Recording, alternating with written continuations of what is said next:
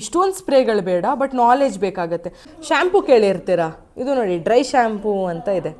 Tools ಅಂತ ಹೇಳಿದ್ರೆ ಬಿಸಿ ಟೂಲ್ಸ್ಗಳು ಯಾವ್ದಾದ್ರು ಬರುತ್ತೆ, ಸ್ಟ್ರೈಟ್ನಿಂಗ್ ಇರ್ಬೋದು, ಡ್ರೈಯಿಂಗ್ ಇರ್ಬೋದು, ಅಥವಾ ಟೂಲ್ಸ್ ಏನೇನು ಕಲ್ತ್ಕೊಂತೀರಾ ಅದನ್ನೇ ಯೂಸ್ ಮಾಡ್ತೀನಿ ಅಂದರೆ ಯೂಸ್ ಮಾಡಿ. ಹೀಟ್ ಡ್ಯಾಮೇಜ್ ಆಗುತ್ತೆ ಹೇರ್ ಅಂತೆಲ್ಲ ಭಯ ಇರುತ್ತೆಲ್ಲ ಕ್ಲೈಂಟ್ಸಿಗೆ.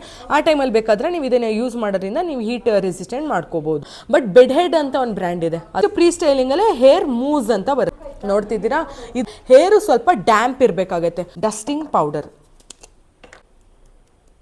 ಕಾಣಿಸ್ತಿದ್ಯಾ? ಕುಮ್ಮಿಂಗ್ನ ಲಾಂಗ್ ಲಾಸ್ಟ್ ಮಾಡೋದಕ್ಕೆ ಎಕ್ಸ್ಟ್ರಾ ವಾಲ್ಯೂಮ್ ಸಿಗುತ್ತೆ ಇದನ್ನ ಯೂಸ್ ಮಾಡೋದ್ರಿಂದ. ಸೇಮೆ, ಬಟ್ ಈಗ ಹೊಸದಾಗಿ ಈ ತರ ಬಿಡ್ತಿದ್ದಾರೆ, ಈ ತರ ಪ್ಯಾಕೇಜ್ ಮಾಡಿಲ್ಲ ಅಲ್ಲ ಕೈ.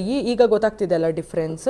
ಸೊ ತುಂಬಾ ಪಕ್ಕದಲ್ಲಿ ಸ್ಪ್ರೇ ಮಾಡಬಾರ್ದು, ಸ್ವಲ್ಪ ಗ್ಯಾಪ್ ಬಿಡಬೇಕು. ಓಕೆ, ಸ್ಪ್ರೇ ರಫ್ ಆಗಿರುತ್ತೆ ಅಲ್ಲ, ನಿಮಗೆ ಸಾಫ್ಟ್ ಮಾಡುತ್ತೆ ಕೂದಲನ್ನ. ಅದಕ್ಕೆ ಮಲ್ಟಿ ಟಾಸ್ಕಿಂಗ್ ಪ್ರಾಡಕ್ಟ್ ಇದು. ಅರ್ಲಾನಿ ಇಲ್ಲ ಬೌಂಟಿ ಬಾಮ್ ಈ ತರ ಇರುತ್ತೆ ನೋಡೋದಕ್ಕೆ. Hair wax stick, bed head, old spray slash hard spray. Black colour, ಇದರಲ್ಲಿ ಪಿಂಕ್ ಕಲರ್ ಬರುತ್ತೆ, ನಿಮಗೆ ಬ್ಲೂ ಕಲರ್ ಬರುತ್ತೆ. ಬ್ಲ್ಯಾಕ್ ಅಥವಾ ನೀವು ಬ್ಲೂ ಕಲರ್ ಇನ್ವೆಸ್ಟ್. 150 ರೂಪೀಸ್ ಒಳಗಡೆ ಇದು ಎನ್ಜೋ ಸ್ಪ್ರೇ ಅಂತ. ಎನ್ಜೋ ಸಕ್ಕದಾಗಿದೆ, ತುಂಬ ಫೈನ್ ಆಗಿರುತ್ತೆ. ಸ್ವಲ್ಪ ಕೇರ್ಫುಲ್ ಆಗಿ ಯೂಸ್ ಮಾಡಬೇಕು. ಫೇಸಿಗೆ ಔಟ್ಫಿಟ್ಟಿಗೆಲ್ಲ ಆಗ್ಬಿಡತ್ತೆ ಇದು. ಸೊ ದೂರದಿಂದ ಮಾಡಬೇಕು, ನೀವು ಹತ್ರದಿಂದ ಹಿಂಗೆ ಮಾಡಬಾರ್ದಿಲ್ಲ, ಈ ಥರ ಆಗ್ಬಿಡತ್ತೆ. ಎಲ್ಲಿ ಗ್ರೇ ಹೇರ್ಸ್ ಇದೆ